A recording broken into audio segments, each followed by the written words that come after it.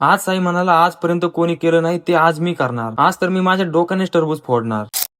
तर आपल्याला घरून एक टरबूज पाठवलं होतं. मग काय साईला फोटो टाकला. साई डायरेक्ट 500च्या स्पीडने रूम कडे आला. आल्यावर म्हणतो अरे व्हिडिओ कशाला काढतो. मग म्हणतो ते सगळं जाऊ दे, पण एवढ्या पावसाळ्यात तुला टरबूज कुठून भेटलं. अरे म्हणलं घरून पाठवलंय. मग म्हणलं चल तुला एक चॅलेंज देतो, तुझ्या डोक्याने हे टरबूज फोडून दाखव. मग म्हणतो हा मी चॅलेंज घेतलं असं दाखव आणि आपण त्याला चाकूने कापू आणि थोडं डोक्याला मारून टरबूज फोडलं असं सांगू. म्हणलं असं काय नाही करायचं, खरं खरं डोक्याने फोडून दाखवायचं. म्हणत होता थोडी थोडी भीती वाटते फोडायला, पण केली बघ फोडायला सुरुवात. माहिष्मती के होने वाले सम्राट राजमाता शिवगामी देवी के प्रिय पुत्र भी था संसार जिससे उस काल के संहारक वीरों के वीर अमरेंद्र बाहुबली. 2-3 वेळा जोर जोरात डोक्याला आपटलं तेव्हा कुठं त्याला थोडीशी चिर पडली, पण म्हणतो आता मी नाही हटणार, आता पूर्णच फोडणार. मग काय भावनी परत त्याच्या डोक्यावर आपटलं आणि डायरेक्ट 2 कापा केल्या. मग टरबूज खाल्लं आणि दीपकनी बॅग भरली आणि निघाला घरी. मग मी म्हणालो चल येतो सोडवायला. बस स्टँडवर आलो पण अर्धा तास झाला बस काही येईना, कारण सगळ्या बस पंढरपूरला गेल्या होत्या. मग फायनली गावची एक बस आली आणि ही बघा कशी मुंग्यांसारखी गर्दी झाली. पण दीपक तर सगळ्यात आधी आत जाऊन बसला. मग त्याला बसून रूम कडे निघालो तर मध्येच साई भेटला. मग गाडीवर बसून रूम कडे आलो आणि साईने आपल्याला मस्तपैकी ताक पण आणलं. आणि तुम्ही पण असेच इंटरेस्टिंग ब्लॉग रोज बघण्यासाठी लाईक, सबस्क्राईब, फॉलो नक्की करा.